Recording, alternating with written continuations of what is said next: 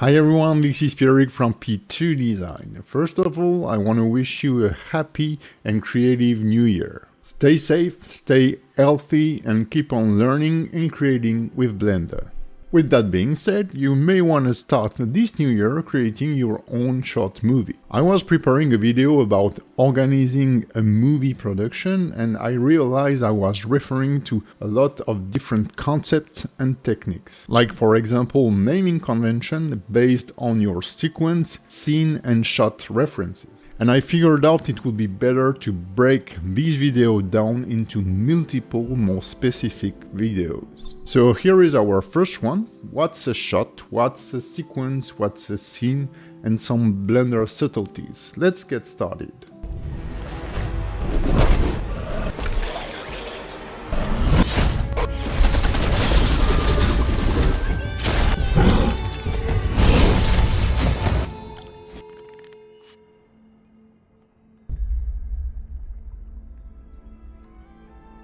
As a reference, I'm gonna use the short movie I made to promote my latest rigging course. Check it out if you missed it. So let's start with a shot.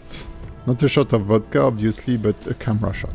Basically a shot is a continuous recording, from when the camera starts rolling until we say cut. So as I'm saying this, we got through 3 shots already. Here is the first shot, zoomed on our character face. Second shot, where he jumped from the cliff. Third shot, way longer, where he falls from the cliff. And I then use the hand getting close to the camera to cut and switch to the next shot.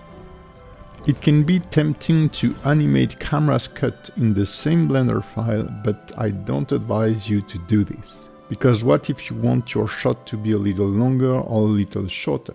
It will influence the next shot. And if it's part of the same Blender file and animation, you're gonna struggle. This is the mistake I've done on this project. It was okay because I was alone working on this. But if you're supposed to give your shot then to the VFX artist, for example, he won't wait you to finish the whole animation before he can start working. And also it's a pain to edit because in your editing software you generally have a track for each shot. So you can create transition, cut wherever you want. So basically, create a Blender file per shot. A scene can be made of multiple shots, but what really defined it is time and space.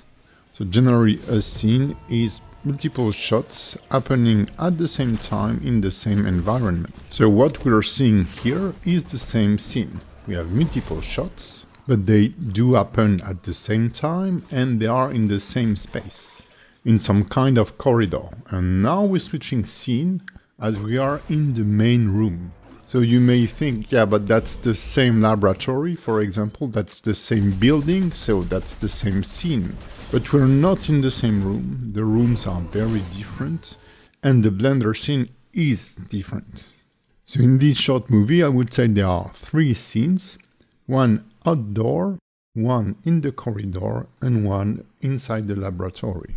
I hope you're enjoying this video so far. Don't forget to leave a comment, subscribe and like the video. And also, if you want to learn animation, rigging and much more in Blender, discover my extensive courses on P2designacademy.com. Learn actual professional techniques or enjoy all my exclusive free character rigs only on P2designacademy.com. We are left with the sequence, and you guessed it, a sequence can be made of multiple scenes. And basically, we put in the same sequence the scene that convey the same idea or deal with the same story beat. So in the case of this short movie, I would say there are 2 sequences. The first one made out of the first scene where the character is trying to enter the building, and the second sequence where he fights his way to the vault. On top of that, we have the introduction sequence with just a message, and the sequence at the end with the logo and the credits. So basically, a movie is generally made of sequence divided into scenes divided into shots. I hope you enjoyed this short video and I'll see you in the next one.